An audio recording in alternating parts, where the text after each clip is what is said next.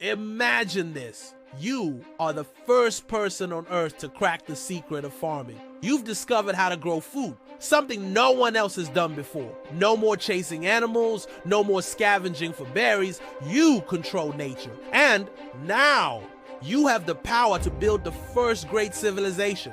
But wait, it's not that simple. Animals destroy your fields. Droughts leave your people starving. Too much water washes everything away. And worst of all, no one else understands what you're doing. You are alone in this for now. To survive, you need a system, a way to organize people, protect food, and ensure water for everyone. The solution? The Indus Valley Civilization people figured it out, and they left behind clues, hidden in these Harappa and Mohenjo-daro artifacts. In the form of clay tablets and seals, each represents a role in the perfect civilization. Today, you will take on these roles. Can you solve the challenges and build a thriving Indus society? Your first task? Grow food. Simple, right? Wrong. Farming is an art and a science, and you, my friend, are about to become history's first agricultural scientist. This is where the Indus Valley Seal 1088 comes into play. When decoded, this seal reveals the title Dava Vayalalan, the Great Farmer. The Indus people engraved this onto their seals, showing us that agriculture was not just work, but an identity. It was the foundation of their great civilization. Today, as a Dava Vayalalan, you step into the role of the world's first farmer. You transform your hunter-gatherer clan into a stable farming society. You take a plow, tame oxen, and start tilling the land. But farming is not a one-person job. See? This guy is tilling the crops instead of the soil. And this guy is dumping all seeds in one place like he is planting a magic beanstalk. Teaching farming is as important as farming itself. The Indus Valley Seal 1173 calls the able farmers as Vayal Anna, which means respected farmers. Your job, teach others and make sure no one wrecks your fields before they even grow. But just when everything seems perfect, disaster strikes. Your fields are under attack, not by rival farmers, by wild animals. Boars are feasting, birds are stealing, and elephants. Oh, they've turned your farm into their personal playground. This is why the Indus Valley people dedicated a special artifact to represent the guardian of the fields. When deciphered, this Mohenjo-daro artifact could be read as Vaya Kavan, which means guardian of the fields in Tamil. And guess what? That's you now. Your mission? Protect the farm at all costs. You build fences. You set up watchtowers. You drive away wild animals. But here's the real twist. You're not just protecting crops. You're protecting people. Because unlike today, your farm isn't next to a shopping mall or a Starbucks. It's surrounded by a dense jungle filled with creatures that see you as food. Congrats! You're not just a farmer anymore. You're the first ever G.I. Joe.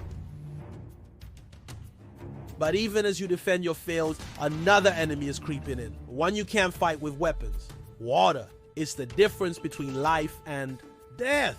Too much? Your village floods. Too little, your crops wither, and praying to the sky won't fix this. You have to. Now you take on the role of Aruaya, the water bringer, a title recorded on Indus Valley Seal 1249. Your job, channel water from the great river into a kanmai, which is reservoir, and ensure every field gets its fair share. And here's the mind-blowing part. These water management methods, some are still used today. The Indus people didn't just make random canals, they built pipelines, designed drainage systems, and engineered one of the world's most advanced irrigation networks. But solving the water crisis was just the beginning. A new challenge is waiting, one that could undo everything you've built.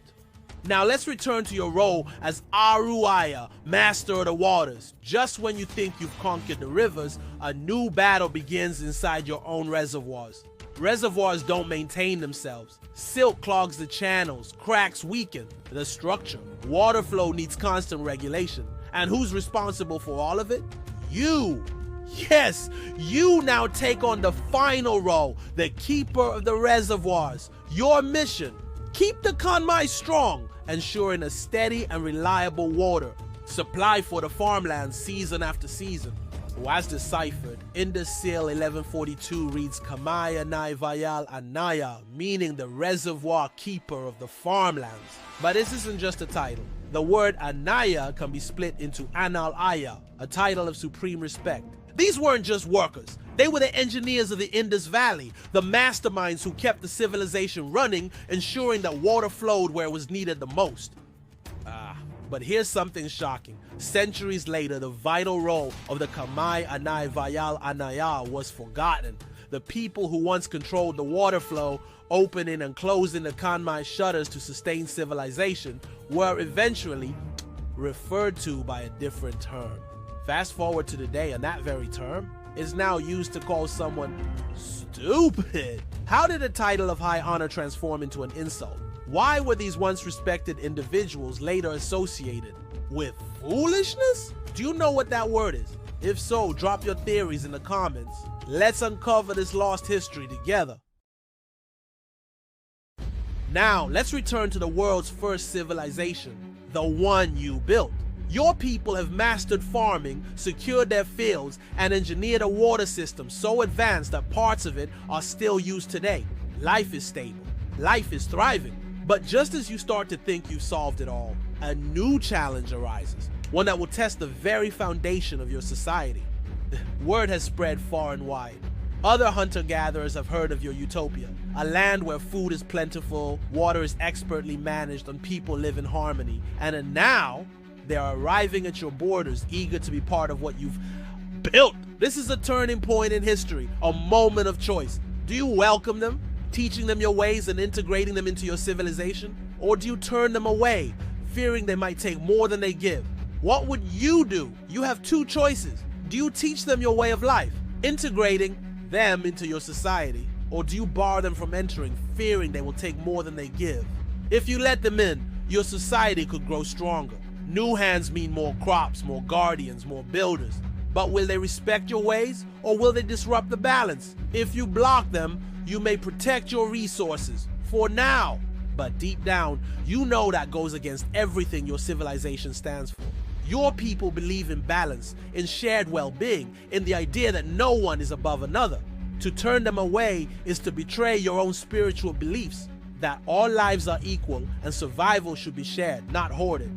The Indus Valley people made their choice. Unlike many civilizations, there were no great walls or fortifications in their cities. Could this mean they welcomed outsiders, blending cultures and ideas, or were they simply unprepared when challenges arose? History repeats itself. Thousands of years ago, the Indus people faced the same choices that modern nations face today. Do we build borders, or do we build bridges? Do we share knowledge, or do we protect what we have? Now it's your turn. If you were leading the Indus Valley Civilization, what choice would you make? Teach and integrate, or guard and protect? Let me know in the comments below. It's only fitting to wrap up today's episode with a powerful verse from the Thirukkural. Sulandrum er pinado ulagam adhanal ulandhum ulave thalai, meaning, this rotating earth, which engages in many occupations, must ultimately depend on agriculture for food. Therefore, no matter how much hardship it involves, farming is the best profession. This wisdom, spoken over 2,000 years ago, remains true even today. Without farming, no civilization can survive.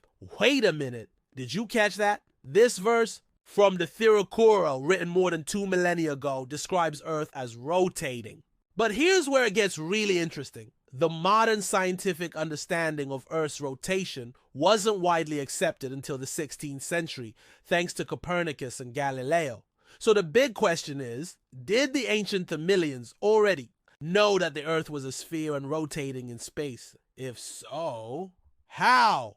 What do you think? Was this just a coincidence? Or does it prove that ancient Tamil scholars had knowledge far beyond their time? Drop your theories in the comments. And if you want to see more mysteries of the past, hit that like button, share, and subscribe. More mind-blowing discoveries are coming soon.